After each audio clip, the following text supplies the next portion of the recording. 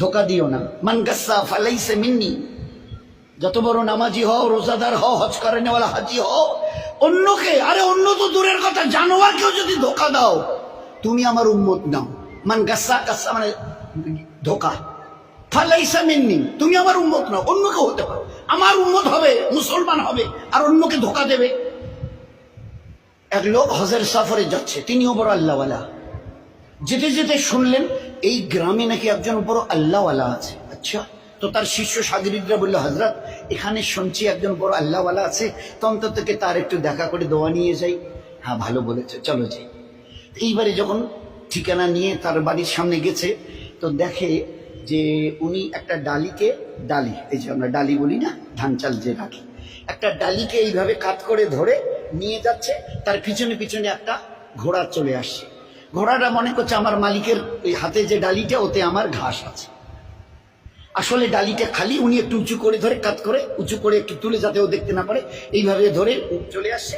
আর ও ঘোড়াটা মনে করছে যে আমার মালিক আমাকে খাবার দেবে বলে ডালিতে আমার ঘাস নিয়ে চলে যাচ্ছে, যাই মালিকের সাথে। এই দৃশ্য দেখার পরে ওই আল্লাহওয়ালা যিনি তার দলবল নিয়ে হজে যাচ্ছিলেন বলছেন, ভাই আমার জিয়ারত হয়ে গেছে, চলো যাই, চলো যাই। তো বলছে, কেন হুজুর, এখন তার কাছে গেলাম না, সালাম মুসাফা হলো না, দোয়ার কথা বললেন না, আপনি বললেন আমার জিয়ারত হয়ে গেছে। এবারে তিনি উত্তর দিয়েছেন, যে মানুষ চোখের সামনে একটা জানোয়ারকে দেখে ধোকা দিতে পারে, সে মানুষ লক্ষ কোটি দূরে যে আল্লাহ আরশ আযীমের মালিক, তাকে তো জীবনে কোনোদিন দেখেনি। তার পক্ষে তাকে ধোকা দেওয়া কোনো কঠিন নয়, বড় সহজ।